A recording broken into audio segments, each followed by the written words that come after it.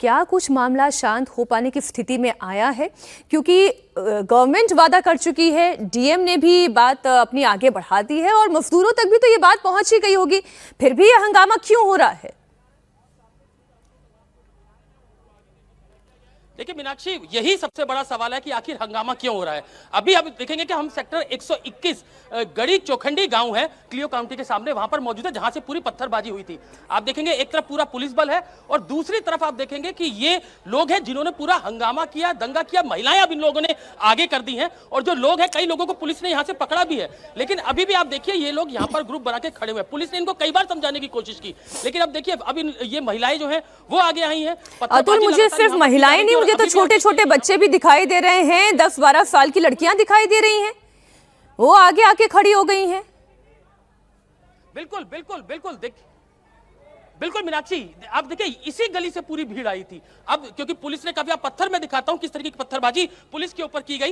ये देखिए इतने बड़े बड़े पत्थर थे जिससे पुलिस के ऊपर हमला किया गया। ये पत्थर देखिए आप, जगह जगह ये पत्थर बिखरे हुए हैं और यही पुलिस के ऊपर पूरा हमला किया गया। गली के बाहर तक पहले पुलिस को खदेड़ा गया और फिर पुलिस ने क्योंकि आंसू गैस के गोले छोड़े, उसके बाद कोशिश लाठीचार्ज किया, हल्का बल प्रयोग किया, उसके बाद ये भीड़ कंट्रोल में आई। अब जो भीड़ है वो वापस जा चुकी है और देखिए अभी गाँव के इस तरफ आप देखेंगे भीड़ यहाँ पर अभी भी बनी हुई है, बच्चे हैं, महिलाएं हैं, वो लगातार। अब देखिए कई पुलिस कर्मियों के यहाँ पर चोटें आई। अब देखिए कि जो जिस तरीके से पुलिस की बस हमने दिखाई, लाइव विजुअल दिखाए, पुलिस की बस के ऊपर हमला होता है और ये देखिए चोटें पुलिस वालों को यहाँ पर आई है, जिस तरीके से पत्थरबाजी की गई। तो जिस बस के अंदर पुलिसकर्मी मौजूद थे उसमें ज्यादातर महिला पुलिसकर्मी थी, उस बस के अंदर तोड़फोड़ की गई, पूरी बस को तोड़ दिया गया, जिसमें हमने दिखाया कि कई महिला पुलिसकर्मियों को चोटें आई। नहीं, मुझे अतुल ये बताएं कि अभी बातचीत करके मामले को शांत करने के लिए क्या कोशिश हो रही है?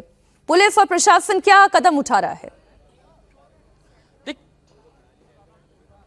देखिए ये जो भीड़ आई वो एक ही पुलिस बल यहाँ पर मौजूद था, लेकिन जिस तरह से पुलिस की बस के ऊपर हमला हुआ उसके बाद पुलिस यहाँ पर एक्शन में समझाने की कोशिश। आप देखिए पुलिसकर्मी अभी भी यहाँ पर महिलाओं से बात कर रहे हैं कि कैसे ये भीड़ जो है वो गांव से निकलकर आती है और उसके बाद पुलिस की टीम पर हमला करती है। और सामने आप देखिए कई लोग हैं जो अभी भी पुलिसकर्मी यहाँ पर मौजूद है तो लगातार अपने मोबाइल से वीडियो बना रहे हैं और जो हमने लाइव तस्वीरें दिखाई कि कैसे इस गली से अंदर से भीड़ आती है, कैसे पथराव पुलिस के ऊपर होता है, कैसे पुलिस की बस को पूरा तोड़ दिया जाता है, किस तरीके से। दरअसल अतुल एक बात जो समझ में आती है, ये जो अनऑर्गेनाइज्ड सेक्टर है उसका कोई चेहरा तो है नहीं, कोई नुमाइंदगी भी नहीं है, किन से बात की जाए, कैसे मामले का समाधान निकाला जाए, क्योंकि जब सरकार की ओर से समाधान दे दिया गया है उसके बावजूद अगर इस तरीके के अलग अलग क्षेत्रों में हंगामे की तस्वीरें सामने आएगी तो चिंताएं बढ़ती हैं। इधर नोएडा की पुलिस कमिश्नर लक्ष्मी सिंह भी खुद अलग अलग इलाकों में जा रही हैं, ग्राउंड पर तैनात फोर्स के साथ वो हालात का जायजा ले रही हैं। उनका भी एक बयान आपको दिखा देते हैं। इस समय जनपद के सभी प्रभावित थाना क्षेत्रों में अलग अलग सेक्टर बना के सेक्टर स्कीम लागू की गई है। आरएएफ की एक कंपनी और पीएससी की कंपनी हमें प्राप्त हो गई हैं। पीएससी के साथ सिविलियन फोर्स को मिला के लगातार 5 बजे से सुबह से रूट मार्च किया जा रहा है और सभी सेक्टर्स में इंडस्ट्रीज़ के सामने से सभी को सिक्योरिटी का एहसास दिलाया जा रहा है। 3 जगहों पर आज सुबह लेगर इकट्ठा हुआ था और उनको तत्काल वार्ता करके 15 मिनट के अंदर डिस्पर्सल कर दिया गया है। जिस तरह से चीज़ें घटित हुई हैं, कल 83 जगहों पर 42,000 से अधिक मजदूर सड़कों पर उतरा था और मात्र 2 जगहों पर हिंसक प्रदर्शन होने के कारण पुलिस के द्वारा न्यूनतम बल प्रयोग करते हुए उनको काबू में लाया गया। कोई एक ग्रुप है संगठित रूप से जो उन्हें पीछे से उकसा रहा है और पीछे से बहुत सिस्टमैटिक वे से चीज़ों को आगे बढ़ा रहा है। ऐसे पिछले कुछ दिनों में 3-4 दिनों के अंदर ही ऐसे बहुत सारे फर्जी ट्विटर हैंडल्स या अन्य सोशल मीडिया के अकाउंट्स बनाए गए हैं, जिसके माध्यम से लगातार श्रमिकों को उकसाने, वायलेंस करने के लिए, फैक्ट्रियों में आगजनी करने के लिए, पुलिस के संग भिड़ने के लिए उकसाया जाता रहा है। मुख्यमंत्री योगी आदित्यनाथ ने भी इन मजदूरों को संबोधित किया था। उन्होंने कहा कि कैसे कुछ तत्व हैं जो षड्यंत्र कर रहे हैं और जो जायज मांगे हैं उन्हें तो सरकार पूरा करेगी ही। आप सुन ले उनकी बात भी। आज जब उत्तर प्रदेश में आपकी डबल इंजन की सरकार, एनडीए की डबल इंजन की सरकार, प्रधानमंत्री मोदी जी के नेतृत्व में, उनके मार्गदर्शन में सुरक्षा का, सुशासन का, सेवा का, इंडस्ट्रियलाइजेशन का एक मॉडल खड़ी कर रही है, बेटी और व्यापारी की सुरक्षा सुनिश्चित कर रही है, नौजवान के लिए नौकरी और रोजगार की गारंटी दे रही है, अन्नदाता किसान के चेहरे पर खुशहाली लाने का काम कर रही है। तब जब यह सब कुछ हो रहा है, कुछ लोग उस शांति को समृद्धि की ओर बढ़ने से रोकने के लिए अशांति पैदा करने के भी षड्यंत्र कर रहे हैं। मैं अपील करूंगा सभी औद्योगिक इकाइयों में कार्यरत कार्मिकों से और औद्योगिक इकाइयों में कार्यरत श्रमिकों से भी, याद करिए ये डबल इंजन की सरकार आपके साथ कैसे खड़ी होती है। कोरोना कालखंड में आपने देखा होगा, जब कोरोना की परवाह के बगैर हमारी सरकार ने कार्मिकों को सबके लिए अपनी गाड़ियां उपलब्ध करवाई, उनको क्वारंटीन सेंटर में रखवाने की व्यवस्था की, उनके लिए सभी प्रकार की फ्री सुविधा उपलब्ध करवा करके उनको उनके घरों तक पहुंचाने का काम किया। अब देखिए ये जो बात मुख्यमंत्री योगी आदित्यनाथ कह रहे हैं, मैं जल्दी एक आप दोनों का इस पे एक रिएक्शन ले लूं।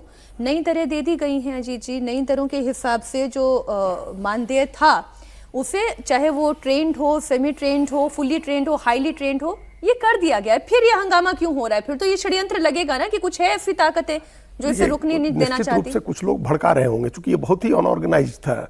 ये अपने आप शुरू हुआ था, स्वयं स्फूर्त था ये आंदोलन, और इसलिए हुआ क्योंकि हरियाणा में 35% तक जो बढ़ोतरी हुई थी जो उनके वेतन में, उसको लेकर के उसकी वजह से एक गुस्सा था। और 9 तारीख से 9 अप्रैल से मजदूर कहीं कहीं छिटफुट आंदोलन कर रहे थे। 9 अप्रैल से ये कल 13 तारीख को जाकर के हिंसक हुआ। 4-5 दिन मजदूरों ने भी इंतजार किया, पीछे से जरूर कोई ना कोई इस बात इनको हवा दे रहा होगा या मोबिलाइज कर रहा होगा, लेकिन इतना अंतर है ना। आप देखिए गैप कितना है भाई। नोएडा में और हरियाणा या दिल्ली की स्थिति में कोई बहुत फर्क नहीं है।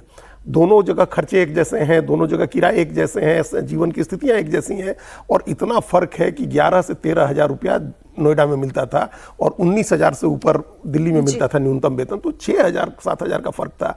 हरियाणा से भी 3,000-4,000 का फर्क था, वहां भी 16,000 के करीब न्यूनतम वेतन था। तो ये पैरिटी जिसको बोलते हैं, एक समानता तो होनी चाहिए ना वेतन में, और काम की स्थितियां कैसी होनी चाहिए। 12-12 घंटे आप काम कर रहे हैं, साप्ताहिक अवकाश नहीं है, जब मन होता है तो बुलाते हैं, जब मन होता है नहीं बुलाते हैं। हम लोगों ने कल देखा कि बच्चे जो ये सब 18 साल 20 साल 22 साल के जो लड़के थे, सैलरी स्लिप लेकर के आए थे, 9,000 9,500 रुपया वेतन मिल रहा है। मैं तो इतनी हैरान थी कि एक तो सैलरी स्लिप मैंने देखी राहुल जी, सैलरी स्लिप में वैसे तो सैलरी 13,500 के करीब है, लेकिन कटा के हाथ में आने वाली सैलरी 8,500 है।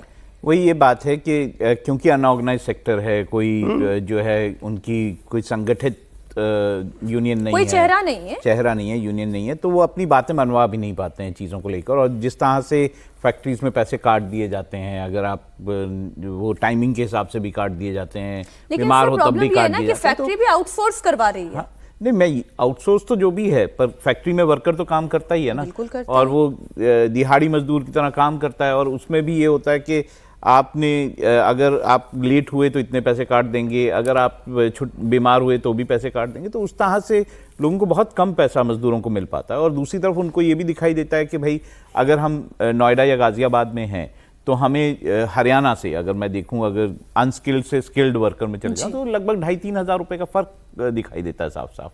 अब जो बढ़ाए हैं उसके बाद की बात कर रहा हूं, बिल्कुल जो अभी बढ़े हैं बढ़ने के बाद भी आप ये कह रहे हैं स्किल्ड को 16,868 ये जो हमारे चार्ट में है, ये भी अभी कम है। जो स्किल्ड वर्कर है वो अगर मैं हरियाणा में देखूं तो 18,550 है। तो फिर फर्क तो 3,000 का तो दिख ही रहा है। मैं ये देख रहा हूं। और फिर ये भी बात है कि मिलना चाहिए पैसा, इम्प्लीमेंटेशन वो जरूरी है। सरकार को इम्प्लीमेंट करवाए सरकार, कि ऐसा नहीं है कि उसको आपने कह तो दिया कि अच्छा इतना वेतन न्यूनतम वेतन मिलेगा, लेकिन वो मिलना भी चाहिए ना। वो टैप जो है वो गवर्नमेंट ही रख सकती है, वो प्रशासन ही रख सकता है, वरना तो आप कितने भी ऐलान कर दें, अगर उसका सीधा फायदा मजदूरों तक पहुंचे ना, तो फिर ऐसे ऐलान का कोई औचित्य नहीं रह जाता।